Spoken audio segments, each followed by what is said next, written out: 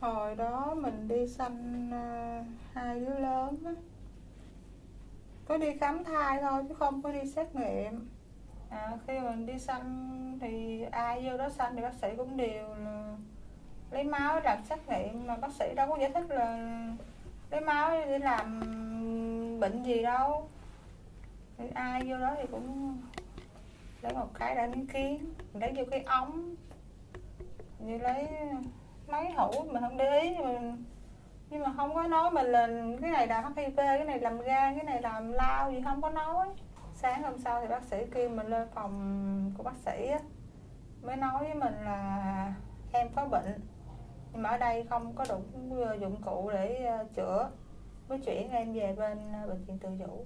Mà qua tới bên Từ Dũ thì bác sĩ bên Từ Dũ cũng chưa có nói nữa, hình như là cũng làm xét nghiệm nữa, rồi cũng mới lên trên phòng đó.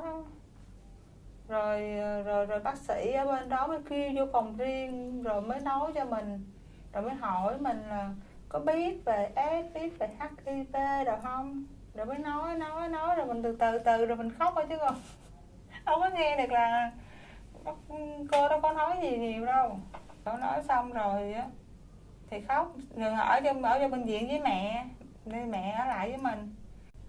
Khi mà mình ở nhà em gái mình chở mình đi sinh á, thì vô trong đó thì mình có nói với lại bác sĩ là mình B20, cái không có nói người có H, là nói B20, thì trong cái hồ sơ lúc nào cũng để mẹ B20 hết, là người có H đó. Cái chữ B20 đó khoanh một cái dòng là giống như là một ký hiệu của, để cho lên trên, là ở trên biết là bà mẹ B20 đưa vô vậy đó. Thì coi như là đưa vô thì cũng trải một cái tờ giấy trên cái xe đẩy mình lên trên. Lên trên thì vô trong phòng xanh luôn, chứ không có ngồi, không có ở ngoài giường chờ đợi.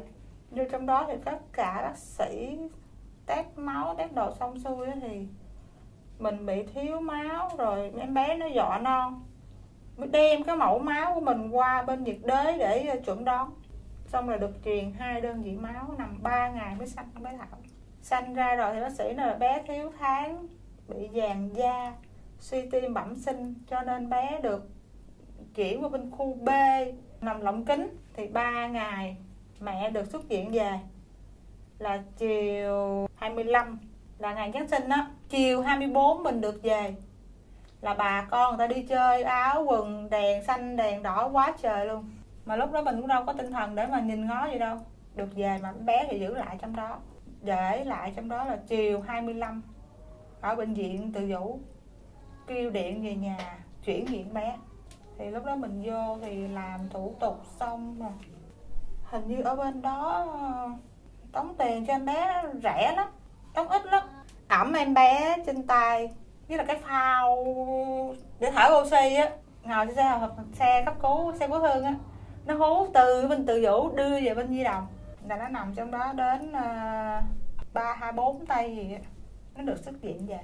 Lúc mà đỡ đẻ cho mình thì có một cô đó như là bác sĩ hay là gì đó mình không biết, hay bà mụ gì đó mình không biết, mặc nguyên một bộ đồ màu xanh, có mắt kiến, rồi nón nải đó, vô mấy cổ bịt kỹ lắm, bịt kín hết từ trên xuống dưới vậy đó, đỡ cho mình sinh xong rồi là thì cũng sinh bình thường như người khác vậy thôi, như đều người khác thì chỉ mặc áo trắng thôi, còn mình sinh thì mấy cô mặc nguyên bộ đồ xanh bự, đeo hết cả cái mắt kính to màu trắng bự, nón rồi khẩu trang rồi tất cả đều màu xanh.